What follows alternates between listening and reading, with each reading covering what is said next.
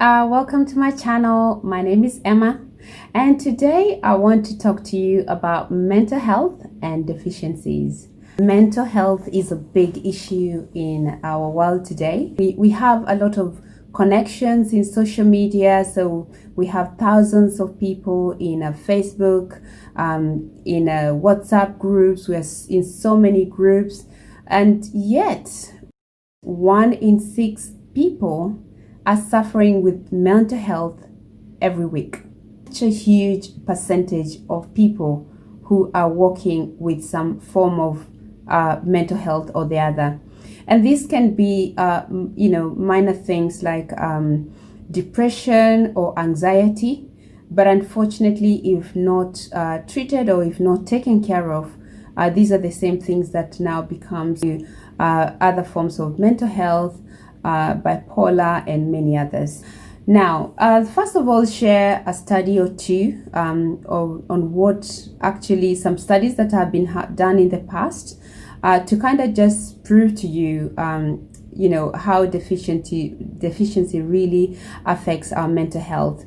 There's this school in America that the school needed police guards to actually come and guard the school. It was that bad. There was drugs, there was substance abuse in school, there was weapons being brought into.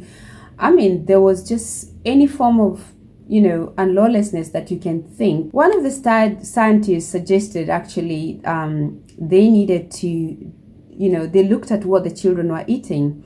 Now, the children were eating a lot of processed foods, a lot of junk foods, a lot of sugary drinks, processed carbohydrates and meats and all that. And one of the scientists actually decided to do something about it and change the diet. So all of a sudden, they just took the children who are eating all these kind of foods, and instead they started giving them whole foods. Instead of the sugary drinks, they were given water. They were made to go out and exercise. They were given loads of fruits and loads of vegetables. Within a very short time, actually, they no longer needed the police because the children became calm. They were able to, to listen, they obedient and everything. And the teachers were able to get on with their job, being teachers, and the police getting on with whatever police job they were doing. So what were the conclusion of this study? Actually, when they checked at a lot of these children, they had a lot of deficiency in them. One very common deficiency in all the children was vitamin B. B is a complex vitamin. So the main 3 deficiencies that were found to be very common, they were thiamine, riboflavin, and niacin. Now, just with the change of diet and obviously, and making some other minor changes, the children were able to recover. So the following some tips. First of all is starting point, get your blood checked. You need to see your doctor or you need to see your GP and get them to check where you are in terms of deficiencies. Things like vitamin B, your iron, or your vitamin D. There's quite a few lists of things that they do give you. And what happens is that, first of all, you know what is your baseline.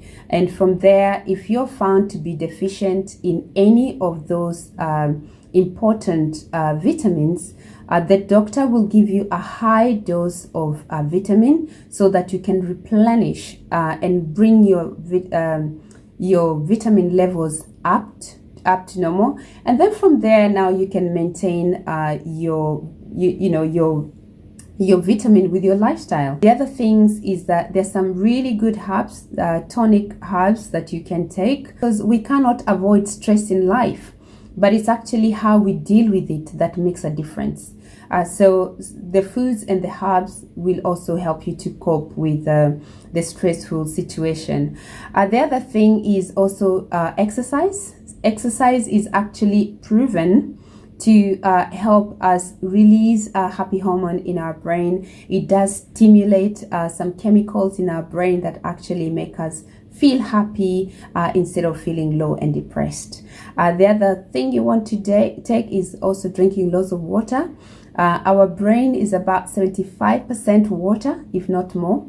And obviously when you are dehydrated, it just means that your brain is not able to cope with any minor stress. And the other thing very important is obviously having your rest. Rest has been shown to be one of the things that actually helps our body to rejuvenate. It helps us to recharge, and we are more energetic as a result. I think one of the things I always like to ask people, have you ever tried to stay 24 hours without sleep? I think if you even did 20 hours, you find yourself that you're not able to concentrate anymore. You become aggressive, delusional, and more. So you can imagine if you already have some form of depression or anything else, and then you're not sleeping, that only makes it worse.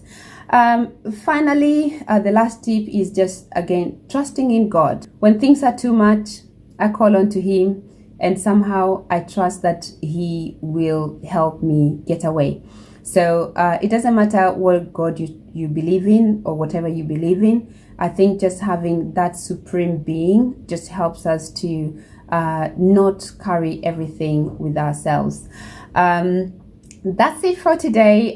Please do like my video and do subscribe.